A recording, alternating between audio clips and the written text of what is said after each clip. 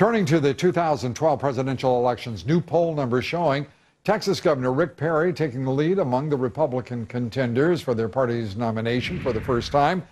Perry nearly doubling Mitt Romney's numbers, 29 to 17% in the Gallup poll of Republican voters.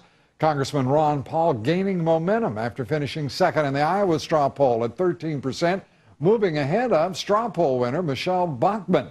Here now for his thoughts on what is happening in this race, Republican presidential candidate, Congressman Ron Paul of Texas.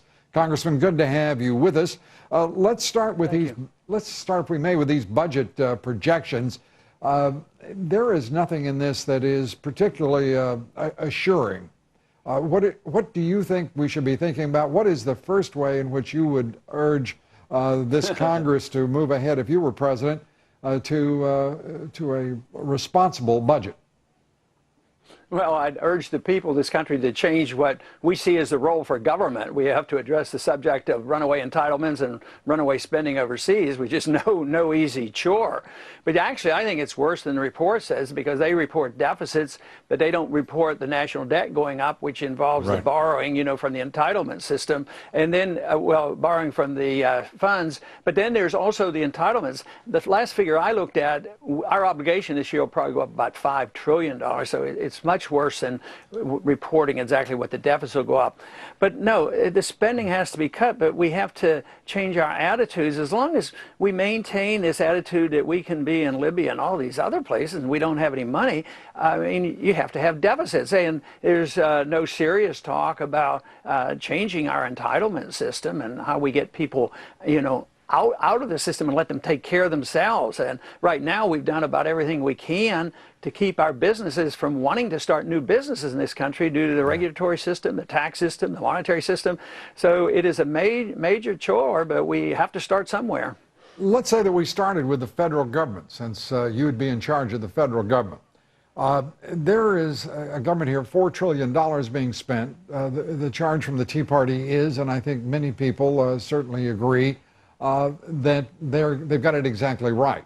That government has to reduce its size, it has to reduce the scope, scale, and dimension of its operations, its presence in our lives.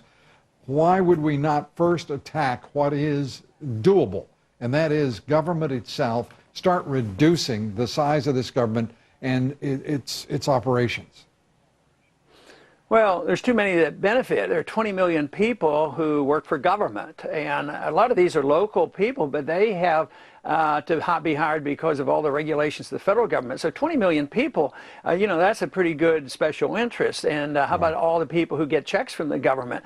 There's a powerful amount of special interests receiving benefits, and yet the Tea Party movement is expressing themselves because they're on the other end of it. They're the ones who have to produce and cough up the taxes and suffer the consequences and lose their jobs. And they're all the these ones things. getting redistributed. Yeah, well, and now they're getting pretty annoyed, but it's going to get rough and tumble, because as soon as there's an attempt, what frightens me is about when some of these states have made some honest efforts to rein in some of these expenditures, people get pretty angry. They even call for recall elections, and you're accused of not caring for the people, and you're being heartless. Well, what if we do end up... Yeah, I just wanted to say, Congressman, I think we've got some pretty good news coming out of Wisconsin. Governor Scott Walker there, with all of the drama, the contest, the political conflict, we are now learning that school districts and local communities are saving hundreds of millions of dollars. We're only into August. And the draconian measures that were, the fear-mongering that was rampant in that state. The governor is prevailing on every quarter here. It's good news for the national movement, whether you call it the Tea Party movement or under the aegis of the Ron Paul movement in this country, to see real empirical evidence and benefits of fiscal prudence and responsibility. Oh, I think it's great if they can just hold in there, but I see the anger building, and I see the problems getting worse too, because I think there's going to be an inflation tax hit us, and these problems are going to be with us, and I'm just afraid that there'll be people in the streets like they've been in other countries when they don't get what they want.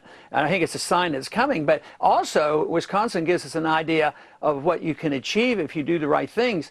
But, they're too impatient. How long has he been the governor? It hasn't been a year.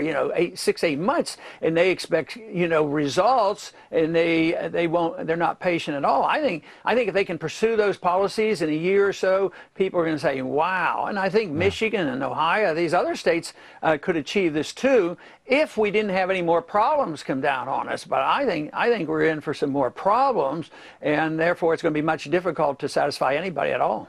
Well, I guess that's why we need some terrific leaders, and we're delighted to be talking with you, Congressman, as always. Congressman Ron Paul, appreciate it. Up next, we're going to have